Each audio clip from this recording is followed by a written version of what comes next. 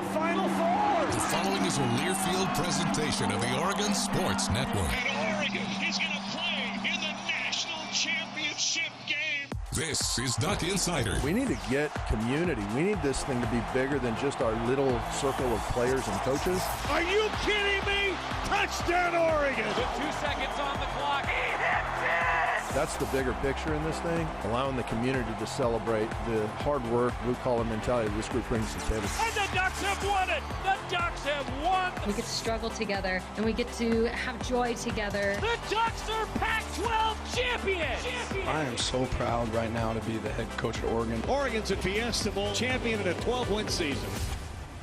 This is Duck Insider on the Oregon Sports Network from Learfield, presented by OnPoint Community Credit Union. People are the point. Now let's go live to the Country Financial Studio to talk Oregon Duck Athletics. Welcome into the Country Financial Studio. It's a Friday here on Duck Insider, brought to you by OnPoint Community Credit Union. We're talking about a whole lot here today. I'm your host, the Duck Insider, Ryan Milano. We're talking about Oregon men's basketball. They dropped their first conference game of the year, looking to bounce back on Sunday against Utah to continue to stay at the top of the Pac-12 table. Oregon women's basketball, they start out their weekend against two talented teams down in the Bay Area, Stanford tonight and Cal on Sunday as well. Also, it's the season opener for Oregon tennis, both on the men's and the women's side right now, starting as we speak, live in the 1 o'clock hour here in the Country Financial Studio. Women's tennis getting their season underway at the Student Tennis Center against Portland State, and the men will kick off their season first serve tonight against Purdue at 5:30. And also, we'll have to save something a little bit later in the show, but I heard that someone has a birthday. I don't know who it is. We'll have to wait. We'll park it. We'll go to it later because we have to talk about the men's basketball game that went on last night in Boulder, Colorado. And, man, is that a tough place to play in Boulder. Oregon hasn't had a lot of success going on the road trip to Boulder, and it looked like last night was going to be a little bit of a different story for the Ducks, at least at some points during that ball game. But late down the stretch, it was Colorado that pulled away and was able to get the victory and hand the Ducks their first loss of Pac-12 play. So how did it happen? It was a really tightly contested, and yet still it felt tight in the first half and a little bit sloppy. There were a whole lot of fouls going around, but the shooting percentages for both teams were pretty good. The Ducks actually shot the ball really well in the first half, 54% from the field and 57% from three, as the Ducks were knocking it down. But there was a wide margin between Oregon and Colorado for a large portion of the first half because Colorado and the Buffaloes, they were doing a lot of the little things in terms of forcing turnovers and getting rebounds, and a lot of the keys that Dane Altman had going into the game. Colorado won a lot in the first half, but it felt a lot like the Cal game that Oregon won last weekend here at Matthew Knight Arena on Saturday, at least in that first half, where Oregon was making shots. They were shooting it well, but the opponent was just kind of outpacing the Ducks, and Colorado in this game stretched it out to a wide advantage in the first half. They were up 14 with 1:25 left to go in the first half. But then the Ducks, they went on their run, and basketball is a game of runs, and we've heard Coach Altman talk about it ad nauseum. We've heard Coach Graves talk about it. Even last week we heard Grace Van Sluten talk about how much basketball is a game of runs, and you have to answer runs and stop runs. And, well, down 14 in the first half, Oregon, they stopped the run. The Ducks went on a little bit of a run themselves going into the break and got a 5 points, or got 5 points back. Rather, they were a 9-point trailer at the break against Colorado, and there were some really high-efficiency energy players for the Ducks, in particular off the bench, with Keyshawn Barthélemy and Jadrian Bam Tracy in this ball game, who both provided a pretty big spark for the Ducks throughout this one, as Oregon shrunk it to 9 at the half, and then right out of the break, once again, it was Oregon going on the run, capturing the momentum at a halftime, winning that first 4-minute stretch where the Ducks went on a quick 6-0 run to make it a one-possession game right out of the break. And then all the way from early in the second half to the midway point in the second half, it was blow for blow, punch for punch, all the way down until about the 11-minute mark when Brennan Rigsby got out on that fast break, and he had that two-hand slam that gave Oregon the lead by 1. The Ducks had taken the lead a little bit earlier on a Jermaine Couisnard free throw, but then Colorado came back, got about a 4-point advantage. Oregon came back, and then it was the dunk by Rigsby, and you're thinking, okay, here's the run for the Ducks. Sustain the momentum, but that was the last of Oregon's momentum as Colorado went on to close it strong and ended up handing the Ducks an 86-70 loss in Boulder. And an incredibly tough place to play in Colorado, especially for a team that is getting players back. And you talk about Dana Allman, we've heard him talk about the stamina factor, especially for guys like Mookie Cook and N'Faly Dante as they get back from injury, how much stamina they need to build up at this point to get back into full playing shape. And when you're playing at altitude, that's even more difficult, and that showed a little bit for the Ducks, but still some strong showings for Oregon as they remain at the top of the table, but a loss nonetheless as Oregon couldn't close it out against Colorado. Dana Altman, he chatted with Joey from Boulder in the postgame. Here's the talk with Coach. Coach, I know that's a hurting locker room right now. Just start generally some of the takeaways here tonight. Well, we got out-rebounded, gave up way too many easy baskets in transition. They went to the small lineup, and we had a hard time with it. They got to the rim whenever they wanted. Just disappointed with our competitiveness the first half. Second half, we came out. We had 15 deflections in the first 10 minutes. I mean, we got it. We took a lead. Our activity was great. We were a +4 on the boards. I mean, everything that we needed to do to win, but then it went down. They got layups, and we had a couple really bad offensive possessions. Guys just, didn't move the ball and missed a few shots and never got back in it. Early in the second half, it did have that spurt where you forced a few turnovers. It was a game there in the second half early on. Absolutely. We take a lead, everything, and like I said, the things we did, we had 15 deflections, caused some turnovers, got a few offensive rebound putbacks. Like we were a +4 on the boards. That was the only time we led the rebounding effort. Other than that, they beat us on the boards. Some of the takeaways now, Coach, in practice the next couple days headed to Utah. What do you want to work on? Well, we got a lot of things to work on. Transition D, we just got to do a much better job defensively. And, we sure didn't do it tonight. We've lost 4 games, and all 4 of them, they've been in the 80s or 90s. Defensively, and especially on the road, you can't give up those kind of numbers. They shot 50%, 42 from, and then we missed free throws. Could have kept ourselves in a much better position.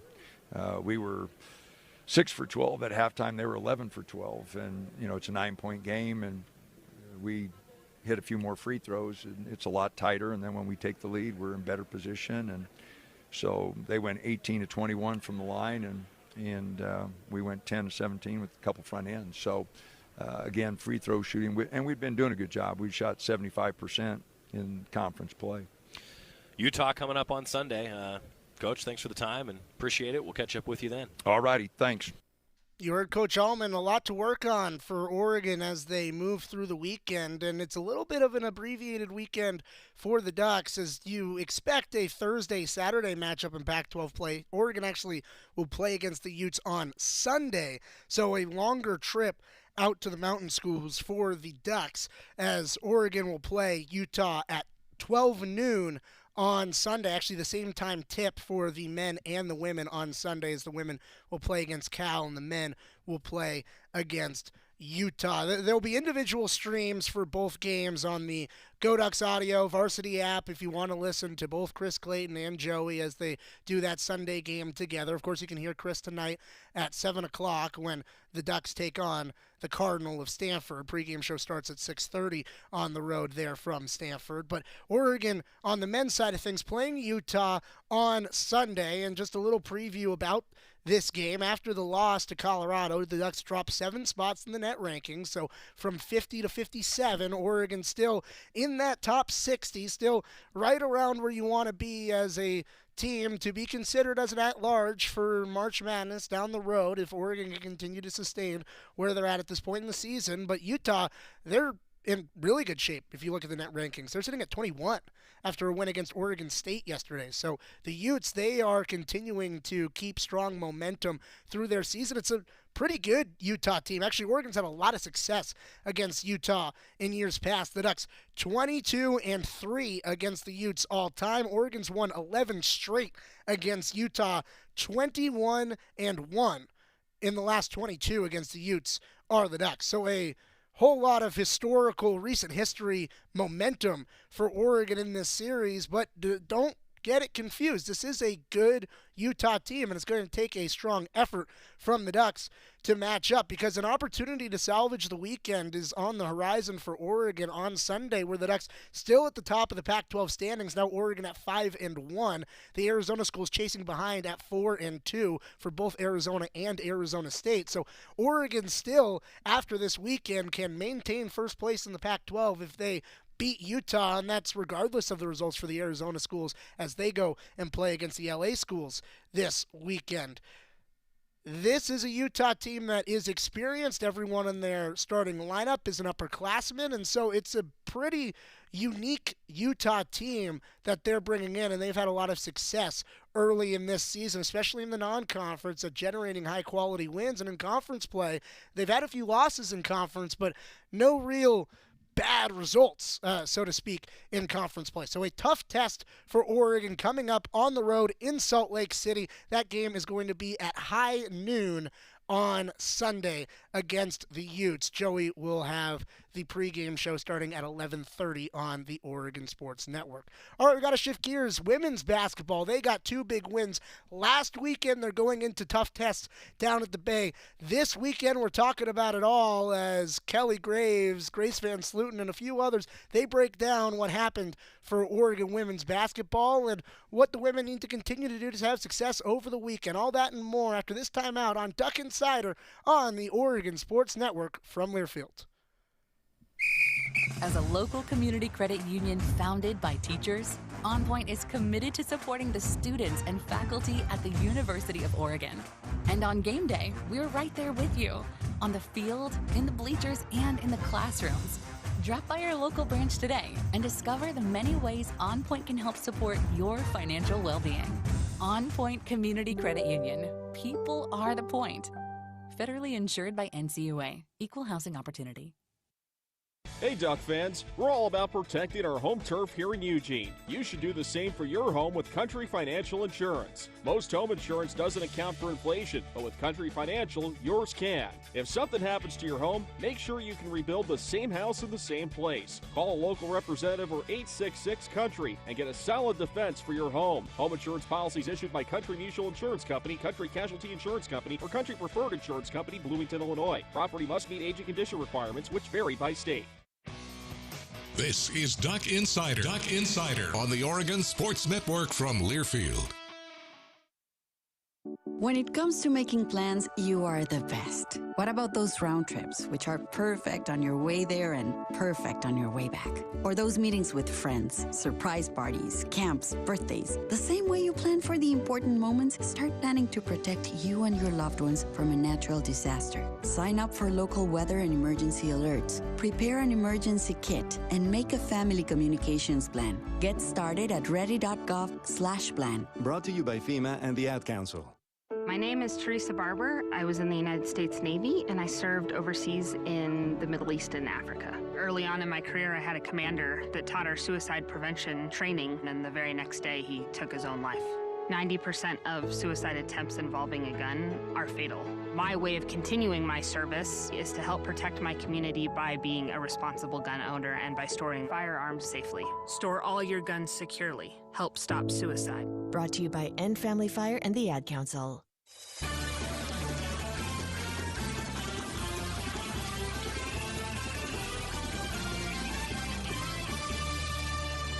We're back in the Country Financial Studios on Duck Insider, presented by OnPoint Community Credit Union. Just talking about men's basketball as they continue their weekend out in the mountain schools. Now we're transitioning to women's basketball. And because of all of the snow and the ice that have been going around the city of Eugene, and by the way, I hope that everyone has gotten through it to the other end. I know that there's still some places that don't have power. I hope that everyone is reacclimating well and that everyone is taken care of. But because of the snow and the abbreviated schedule to the week, it means that we really didn't have a chance to break down what happened last weekend on the shows because our first show of the week was yesterday. And so for Oregon women's basketball, it was coming off their best weekend in conference play where they got back-to-back conference wins against both Arizona State and Arizona. We really didn't have a chance to talk about it, so I want to talk about it now as we transition from last week into this week as Oregon will play Stanford tonight at 7 o'clock. But Oregon got a big win over an Arizona team on Sunday, 70-68 on Kelly Gray's birthday, by the way. Happy birthday, Coach. Happy belated to KG getting the win. Nice little birthday present whenever you can get a win on your birthday. And with no fans in the stands, I feel like we didn't really have a proper celebration for KG, but I hope that everyone wished KG a happy birthday because it was a big win for Coach on his birthday. By the way, no fans in the stands. If you weren't there, if you're a season ticket holder, you'll see a credit on your season ticket renewal. And if you are a regular patron, you will have a credit to go to an Oregon sporting event through June of 2024 to make up for that game that had no fans on Sunday against Arizona for the women's basketball team. But it was an Oregon team that got a big win against the Wildcats, and it was done in a few different ways. And I could tell the story as much as possible, but we didn't get to really hear from the coaches or from the players after the game. So I want to break this down into a few key clips from Sunday's game that I thought were impactful and important for Oregon as they got their win over the Wildcats on Sunday, and how will help propel Oregon moving forward through this one. So the first of which is Oregon really dominated at the free throw line against the Wildcats on Sunday, where the Ducks, they shot 19 for 28 at the charity stripe. Yeah, that is not pretty good. That's very good statistics. And Grace Van Sluten herself, 9 of 10 from the line in the ballgame. Arizona, they shot just 5 of 10 as a team. So Van Sluten had as many attempts at the line as Arizona did, and Grace made 9 of them, and Arizona as a whole team made 5 of them. So that is a strong statistic and a way to generate wins. And here is Kelly Graves, and he's talking about how the free throws really helped his team move forward and get the victory over the Wildcats on Sunday. Yeah, first real close game we've played in conference anyway. Yeah, it was great to see, great step up. And like you said, the free throws, the fact that we're getting to the line a lot, I think is a real positive, you guys. We're continuing to be aggressive, and and I think for confidence-wise for Grace tonight's good. I'm sure she is, pumped about how she shot the free throws. Grace shot well at the free throw line, and you talk about building confidence in a ball game. Well, Grace Van Sluten, someone who has had a tremendous season thus far. Sammy Wagner off the bench. She has had an up and down season with the Ducks through this year. She's set a career high in her first game with 8 points, and she hadn't gotten back to that mark throughout the season, until the Arizona game, where she knocked down 3 jump shots, 2 of them 3-pointers, and a few of them came down the stretch where Oregon really needed offensive production. Sammy Wagner was able to knock them down and put them into the basket for the Ducks. Here's KG talking about Sammy Wagner and the impact that she had to help the Ducks win on Sunday. Yeah, well, she makes them in practice, so we have confidence in her, and she was open, and God bless her, man. That was really cool. I think it says something about her character. So she's missed all of them on the year, but stepped up with confidence and made them. And I'm sure her teammates are going to say the same thing, that they have confidence in her. So I'm really happy for her. That was and her family came up from Texas. So, I know it's not this cold in Texas, and it was nice to see her do so well. No fans were allowed in the stadium in the arena on Sunday, but there were fans allowed. So it's great to see the Wagner family able to make it up and support Sammy, as she had a great game. But there really were no other fans other than the families that were allowed inside of Matthew Knight Arena on Sunday. It felt a little bit like back to 2020 with the cardboard cutouts in the COVID year. And well, Coach Graves talked about some of the challenges and the impacts that not having any patrons in the stadium to help cheer on your team really brought to the game. So here are KG's thoughts on having an empty gym. I know. The only thing we were missing today were the masks, right? Yeah, it was kind of odd. And the cardboard cutouts. To be against this particular team where a lot of people usually turn out for this particular Yeah. No, I think we had the biggest crowd of the year the other night, Friday night, after a win. I was expecting and hoping for a big crowd today, and unfortunately, that wasn't the case. But the safety of our patrons is far more important.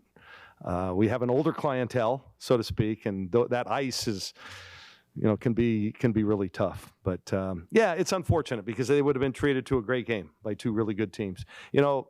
They're just a couple of possessions away from being 5-0.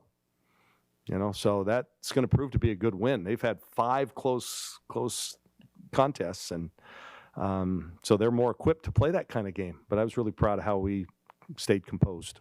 What are some of the challenges of playing in an empty gym, and how did you counteract that today? Well, one of the challenges, you can hear everything I say, and that's not always pleasant for anybody. And the referees heard a lot of it tonight too. So, that's the tough part. You can't claim that, that was somebody else or that was muffled or whatever. They can hear clearly what I was saying. And then just the juice in the building, you get a stop or a couple of big shots. Sammy, if that was the crowd was here and Sammy hits those threes, the place goes crazy, right? And then that might propel us to a better defensive stance. So, it's just it's a little bit surreal, but, we experienced it a few years ago up here in the Northwest. I think Coach hit on it well there at the end, where a team like Arizona, where there is a talented team coming in on the other side, that a lot of Oregon fans get a little excited when the Ducks play against the Wildcats on the women's side of things. I get a little excited when Oregon plays Arizona on the women's side of things, and it felt weird with the game that had that much energy behind it, not having any fans in the stadium to really propel those runs. But Oregon did a strong job of it, and a large part of it was because of Grace Van Slooten and how she was able to fill into different roles. There was no Kennedy Williams available in the game for the Ducks in that one, which meant that Grace Van Slooten was actually running the point a lot when Chance Gray went to the bench. And so Grace Van Slooten put together a really total stat line, complete package, 19 points, 7 rebounds, 5 assists for Grace Van Slooten, as she was able to play the 4 when Chance was on the floor and was able to play the 1 when she wasn't. I talked with Grace Van Slooten about her role changing and shifting and being able to play multiple positions for this Oregon team. Here's her response. It's really tiring. I know that for sure. So I give all the point guards props because I had no idea how tiring it was. But, it's kind of been different, but I'm just going to take over whichever role needs to be done. And, that's about it. That was Grace as she talks about her changing roles and how she can be versatile, and a little respect to the point guards. It's a lot of work carrying the ball. That's a lot of extra movement and a lot of extra work to bring the ball up the floor and face off against a lot of pressure on ball from an opposing defense. Grace Van Slooten was able to see it firsthand, handled it well, helped guide Oregon to a 70-68 win over Arizona. Also, the rebounding really upped the Ducks in this ball game. Out-rebounded the Wildcats 38-19 on the boards. That always helps when you can dominate a rebounding battle like that. And Oregon, they needed all of it as they got the win against Arizona. And now all of a sudden the Ducks, they're 2-3 in Pac-12 play, right into the thick of things in the Pac-12 conference as they face up against a really talented Stanford squad on the road coming up tonight, and also a Cal team that is playing some pretty good ball. We are transitioning as Kelly Graves caught up with the media on Wednesday. He talked with them about the week for Oregon, how they navigated all of the snow and all of the ice, and how Oregon is going to fare in these matchups against both Stanford and California. That's coming up next on Duck Insider. We're breaking it all down with KG. Taking a timeout and coming back on Duck Insider on the Oregon Sports Network from Learfield. Dear winter, Toyota can't get enough of you, because Toyota's got 22 vehicles with available all-wheel drive and four-wheel drive, and that's more than any other auto brand. So you bring the action and we'll bring the traction. Always Toyota. Toyota, let's go places. Based on manufacturer's websites as of 11/21/23. As a local community credit union founded by teachers, OnPoint is committed to supporting the students and faculty at the University of Oregon. And on game day, we're right there with you, on the field, in the bleachers, and in the classrooms. Drop by our local branch today and discover the many ways OnPoint can help support your financial well-being. OnPoint Community Credit Union. People are the point. Federally insured by NCUA. Equal housing opportunity. Dear winter, Toyota can't get enough of you, because Toyota's got 22 vehicles with available all-wheel drive and four-wheel drive, and that's more than any other auto brand. So you bring the action and we'll bring the traction. Always Toyota. Toyota, let's go places. Based on manufacturer's websites as of 11/21/23. This is Duck Insider. Duck Insider on the Oregon Sports Network from Learfield. This message is for Karina, our mom who finished her high school diploma at age 28. Hi, Mom. It's Emmettith and Nicholas. Congratulations on getting your diploma. You worked so hard and have taught us so much. We love you. When you graduate, they graduate. Finish your high school diploma for you and for them. Visit finishyourdiploma.org to find free and supportive adult education centers near you. Brought to you by the Dollar General Literacy Foundation and the Ad Council.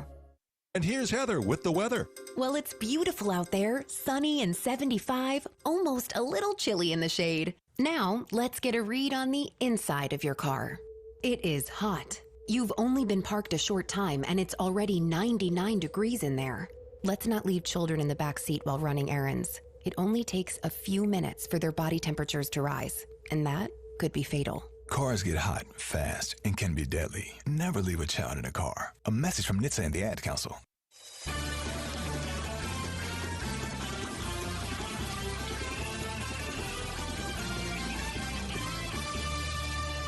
Welcome back inside the Country Financial Studio. Duck Insider brought to you by OnPoint Community Credit Union. Talking women's basketball, the Ducks riding momentum off of last weekend. A win against Arizona State, 65-53 last Friday, just a week from today. And then a win 70-68 over Arizona on Sunday as Oregon got 2 wins in Pac-12 play to get to 2-3 in conference. Now going up against a very talented Stanford squad tonight at 7 o'clock.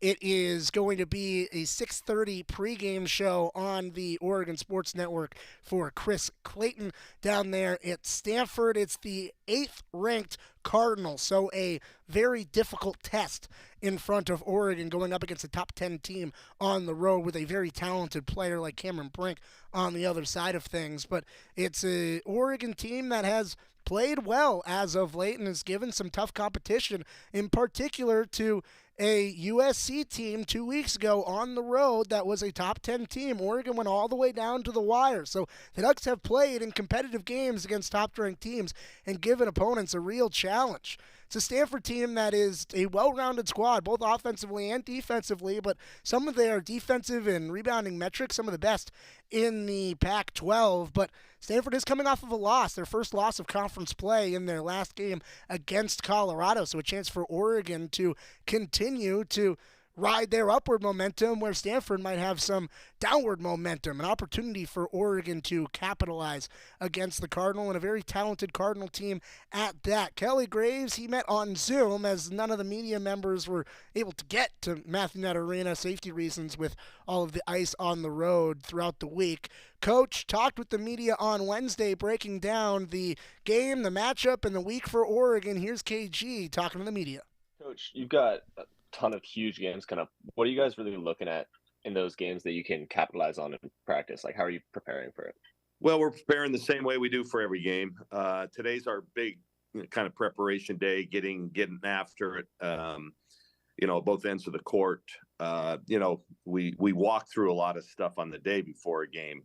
But today's the day we can actually go live, go full speed.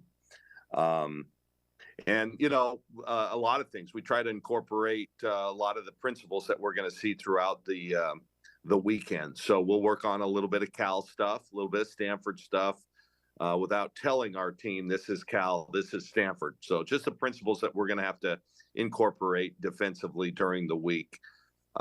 It's the day we have all of our practice guys, so we really work on them getting after us when we're on offense, so that we can kind of prepare for the types of defenses that we'll see. But today is a little bit of everything. It's a hodgepodge. I think it's the most important practice of the week.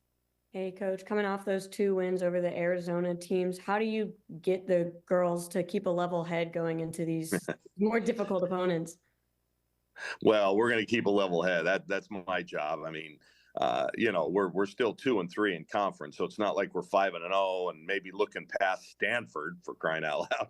So, I do. We kind of shot around and played a little bit on Monday. I saw some confidence, a little more pep to the step after having won a couple this weekend. But we know the challenge ahead of us. Stanford is, the standard by which teams in this conference have been judged for a long time, and so we want to get ourselves kind of refocused and and getting ready for them, as well as good Cal team. This is the best Cal team in probably the last 7 or 8 years. So this is going to be a challenging weekend. But no, I think our players are smart enough to realize, we can't overlook anybody. We've got to take every game at one game at a time and just grind one out. Turnovers. What's the key to fixing some of that? I know obviously it was a great weekend, got the home sweep, but 27's a lot. And with, I know Kennedy, I'm curious on what her availability looks like right now and kind of what the focus is on correcting some of that, especially with the press. Well, I don't think it's a problem. It was a one game where I thought we just kind of let down. We let the pressure get to us a little bit.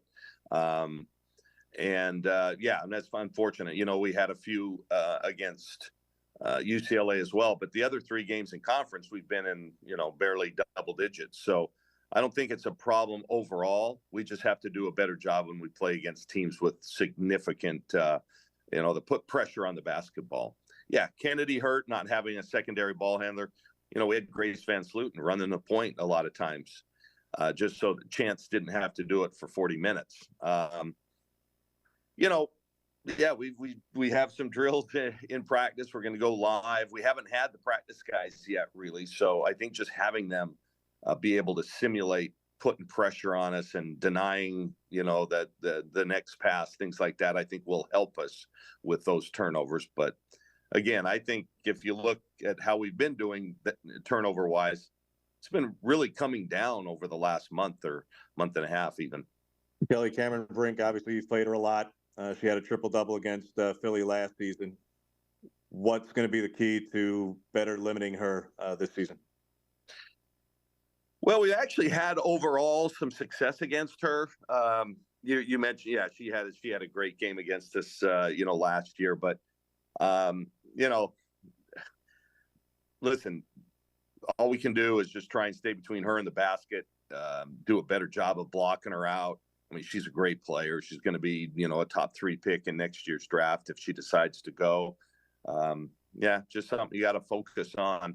Best way a lot of teams have, done when they've done better against her is they've gotten her in foul trouble. So she can't score from the bench. She can't get blocks from the bench. She can't get rebounds from the bench. So we've got to somehow find a way to maybe be aggressive and get her in foul trouble, because she is foul prone from time to time. But great player. It's been fun competing against her. But it's just going to take extreme focus from everybody. And we can't get casual. Sometimes we get casual when we play against these great shot blockers, and, they just go attack us. Hey, Coach, the weather this week has been a little bit wild. Just what has your guys' week looked like? And have you been able to do any extra practice or film with there being no classes? We haven't been able to do anything extra. Our players, a lot of them live within 2 blocks of the arena. So I know some of them have come in and shot, things like that. But, Mondays are pretty light day. We were able to work and do some things, but we had no trainer. She couldn't get in. So our players weren't taped, so we were only able to shoot and do some running, and then they had a good weight session. Tuesday's our day off, so it hasn't impacted us a ton yet. Today, we'll wait and see. We have our practice scheduled for a little bit later this afternoon. I think hopefully our trainer will get in. If she gets in, they can tape their ankles and we can go full speed and really get after it. But so far, I don't think the weather's really impacted our team a whole lot. We did, however, have a couple of our players lose power this morning, so I don't know what we'll do that. We got to find them some arrangements. Been crazy this weather, though. It's funny. You think that you forget that we're in our own little bubble. Everybody else is practicing. Everybody else is doing stuff. I was watching TV last night. I saw some games and going, wow, how were they able to get fans? And, oh, wait, no, we're in our own little bubble here. So.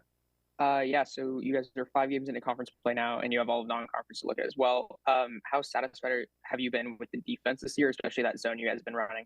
Well, I think our defense is actually carrying us more than our offense right now. I think, aside from some mental errors here and there, a little bit in transition, some miscommunications, I actually think our defense has been pretty good. We've been solid. You look at our defensive numbers, especially in conference play, and they're pretty good. Field goal percentage defense, we've held pretty much every one of our opponents over the last month or so below their season, scoring totals, scoring average, field goal percentage. So I think we're doing some good things. I think we've decided to stick more with that 2-3 zone, and our rebound numbers are getting better in terms of giving up fewer offensive rebounds. So there's some things to some positives to build on. We got to just get better offensively. Eric already mentioned the turnovers. Our shooting percentages haven't been great, but right now I think our defense has been pretty solid. Hey, I just wanted to ask on that shooting percentage, specifically about threes. What are you guys doing? How concerned are you about that? Yeah, I wish we could get it up to 35 or 36%. We just, I think for the most part, are getting some pretty good shots. It's not a huge part of our game. We don't have really a ton of dead eyes, just players that, like an Alexi Bando or an Aaron Boley, like when they miss a shot, it's like you're shocked. So, we've got some streak 3-point shooters, and we've got to continue to do a good job of getting open looks. And, I'm confident that we're going to make enough, but that's definitely an area of concern. Yeah, just I wanted to follow up back on Kennedy Williams and just her health and the possibility of her being available this week.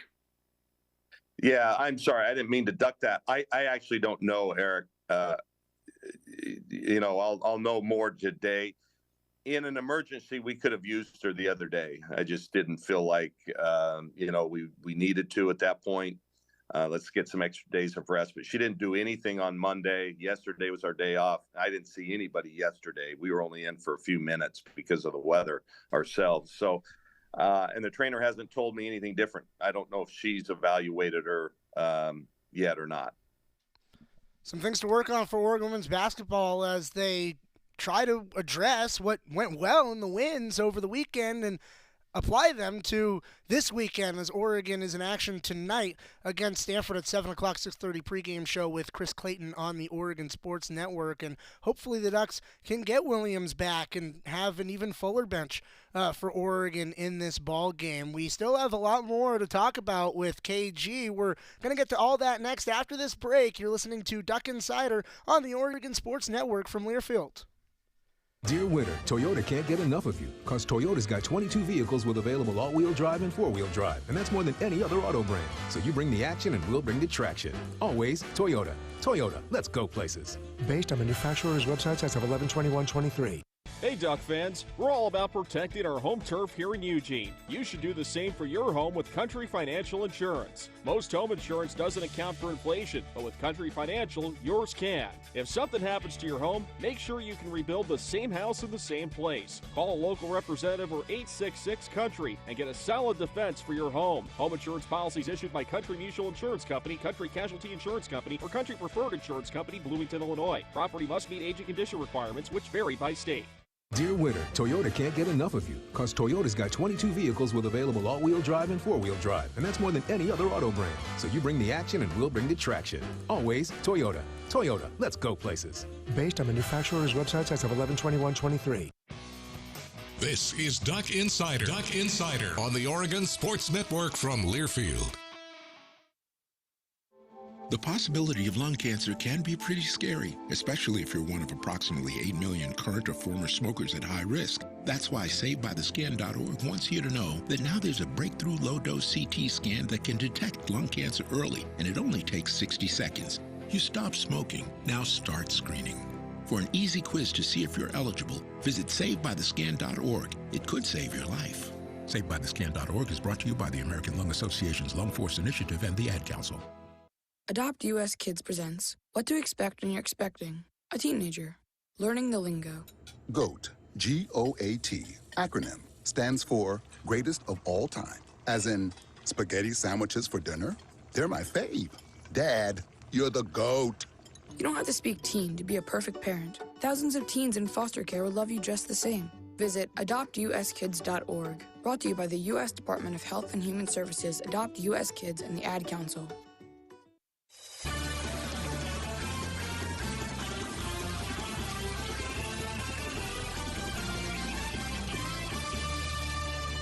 We're back here on Duck Insider, brought to you by OnPoint Community Credit Union here in the Country Financial Studio. We're talking Oregon women's basketball as the Ducks are down at the Bay, going up against Stanford tonight at 7 o'clock here in Eugene. 6:30 pregame show with Chris Clayton on the Oregon Sports Network. We just heard KG talk to the media, and, well, they had a pretty long conversation. We had to break it up into two parts. It was so long. There's so much women's basketball. We got to get back to KG. Here's the rest of KG's press conference. Kelly, and I know you can appreciate kind of the wide-angle lens of what Tara is chasing in history. You avoid being on the wrong side of it in terms of the historical sense, thanks to JR. Yeah, and by the way, James, I actually called her and thanked her. I wouldn't doubt it. And she's given you the blueprint for how to try to slow them down too over the years. What do you think of what Tara is going to accomplish here, whether it be this weekend with against Oregon State or week after or whatever it comes that she'll be in that echelon? Well, obviously it's incredible what she's done. I said a little earlier she's really set the bar for Pac-12. She's the person, the coach, the program by which the rest of us are judged. She's done it the right way. You never have to worry about them, cheating or doing things that they're not supposed to. She's a great example to me. And quite frankly, James, she's become a good friend. I think Tara and I align on a lot of things. And, the last few years, we talk more and more, and I look up to her. I have so much respect for her. And, I don't know how much longer she's going to do it, but she seems young and, and seems to be having a lot more fun with her teams in the last couple of years. And I know her and Gino are right neck and neck, man. It's going to come down to who outlasts the other. Yeah, you guys obviously had a big road test your first week against UCLA and USC, or your first road trip.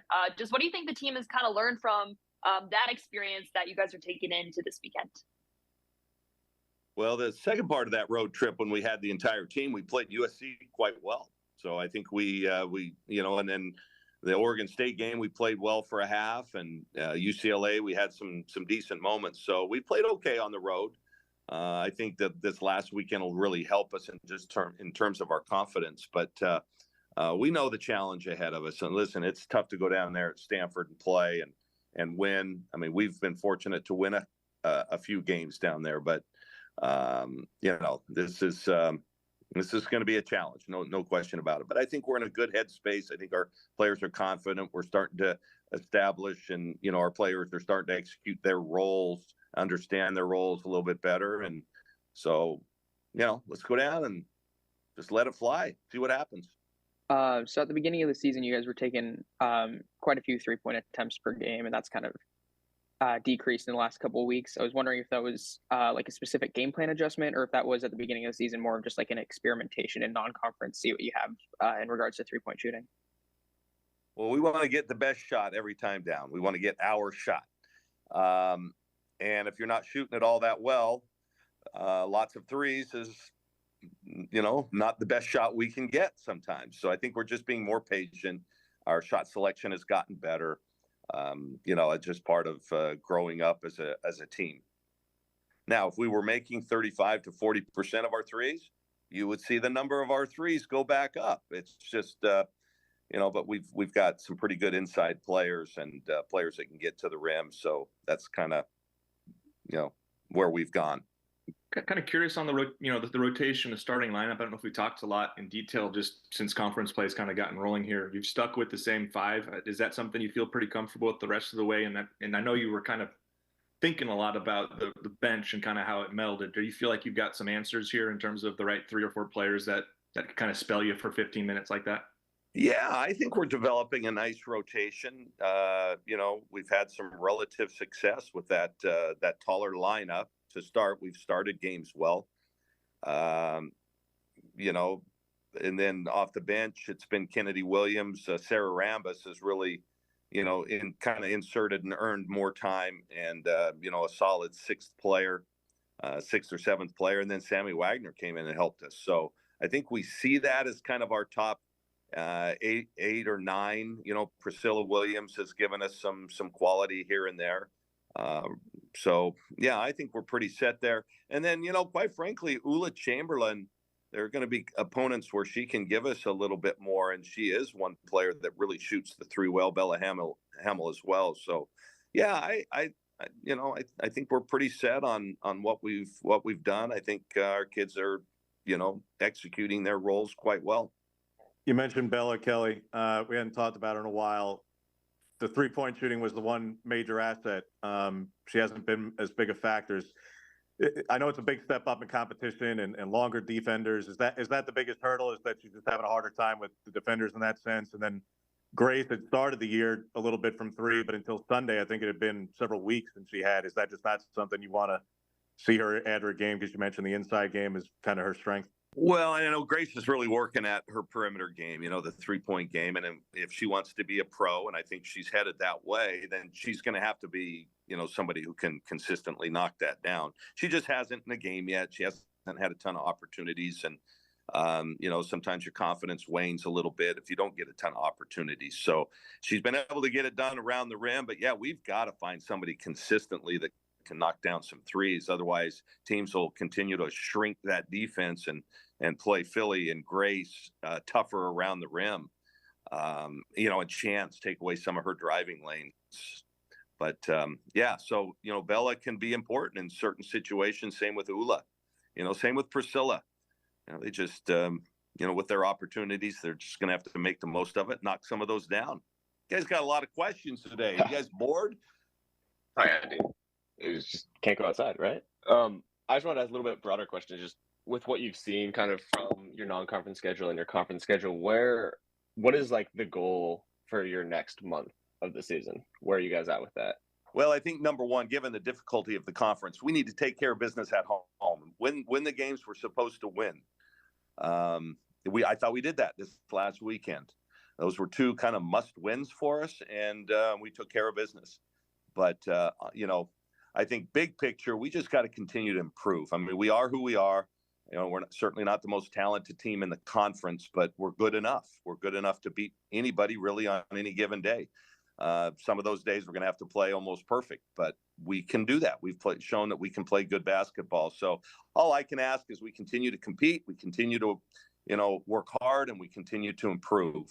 And I think we've done all of those things so far in conference play. So I'm really proud of the team, to be honest with you. We're 2-3. We don't want to ever accept losing, but I think, we're playing some good basketball. That's what you want to hear from a head coach. Ducks are playing well. He's proud of the team and how Oregon was able to bounce back at home last weekend and continue to maintain a really strong home record for the women. 8-1 at Matthew Knight Arena are the Oregon women so far this season. It's about getting it done on the road, and there's going to be a tough test tonight for the Oregon women as they play against the 8th-ranked team in the country, Stanford, on the road, on the farm. That coming up tonight. Pre-game show starting at 6:30 on the Oregon Sports Network with Chris Clayton. Tip at 7 o'clock over at Stanford. All right, we got to take our final time out of the show, and when we come back, it's the opener for Oregon tennis. Both the men and the women getting underway. The women are actually already going at the Student Tennis Center. There's so much more to continue to break down for Oregon athletics, and it's never a dull moment, especially when there's a season opener. We're back after this Duck Insider on the Oregon Sports Network from Learfield. As a local community credit union founded by teachers, OnPoint is committed to supporting the students and faculty at the University of Oregon. And on game day, we're right there with you, on the field, in the bleachers, and in the classrooms. Drop by our local branch today and discover the many ways OnPoint can help support your financial well-being. OnPoint Community Credit Union. People are the point.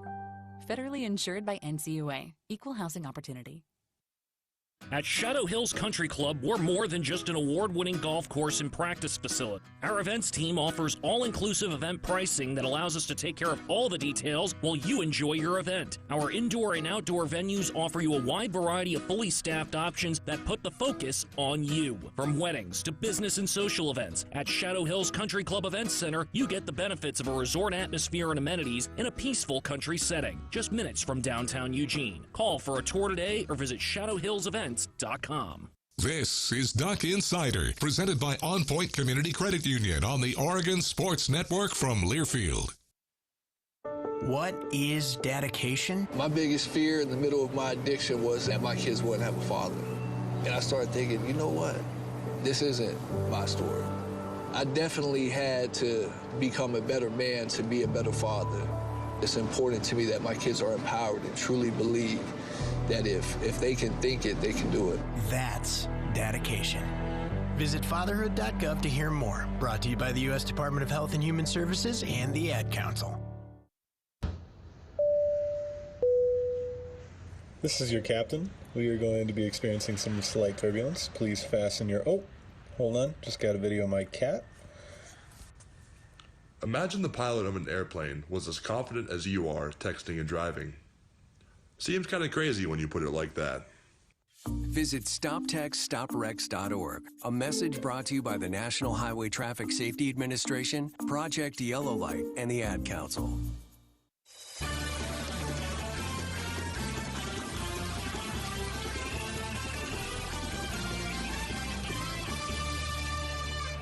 Welcome back to the Country Financial Studio here on Duck Insider, brought to you by OnPoint Community Credit Union. It is the season opener at the Student Tennis Center for both men's and women's tennis.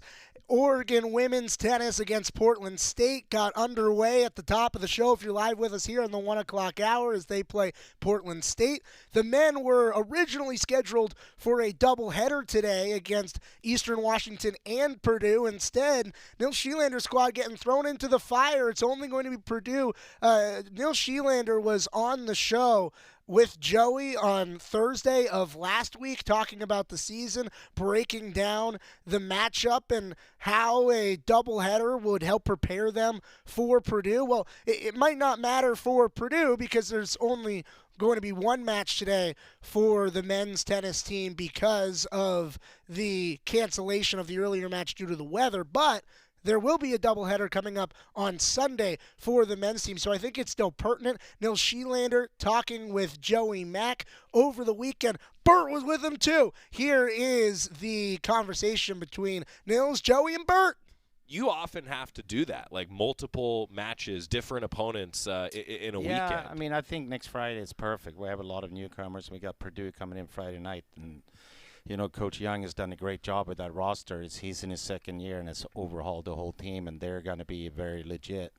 It's not going to be an easy match for us. We're going to have to be at our best. And, you know, to go out on Friday morning, I think it'll be great to get some of the jitters out and hopefully take care of business and going in that more confident in the big match against the Big Ten opponent on Friday night. Yeah. Come on out. It's big time tennis. It's very high level, you know. Heck, Quinn played in the US Open this year. Now he's going to play in the Student Tennis Center. Yeah, how about that? It's very high level. Come out and watch and support and cheer on the boys, and hopefully we can make this into a very special year. Love it. You know, and Bert, you know, come out and watch Bert. That's right. You know, come out and watch Bert. That's right. Hey, so what's the competition like in practice? I mean, I'm not going to ask Coach to give the lineups, and I'm sure you guys are still sorting things out. But what is it like in practice? No, it's with your good. teammates? It's competitive. We all get quite rowdy and amongst each other, so it's good. I like how every practice is still extremely competitive. Like when we step on the court, it's game on. That's Bert. If you didn't know, Bert, he's one of the players on the tennis team, along with Quinn Vandekasteel, who you just heard Coach Schielander talk about. Is in the U.S. Open, playing in there just a few months back, and is now playing at the Student Tennis Center. Show up to the Student Tennis Center. It's great tennis that's going on throughout the season for Oregon, and a whole lot of talented teams that are coming in to Eugene on the horizon. Also, what are they going to wear? Well, I don't know for the men's side of things, but for the women's side of things, I know what they're wearing right now because, well, they got all their gear, and it dropped on social media yesterday. So here is the gear haul for Oregon women's tennis to start off their season.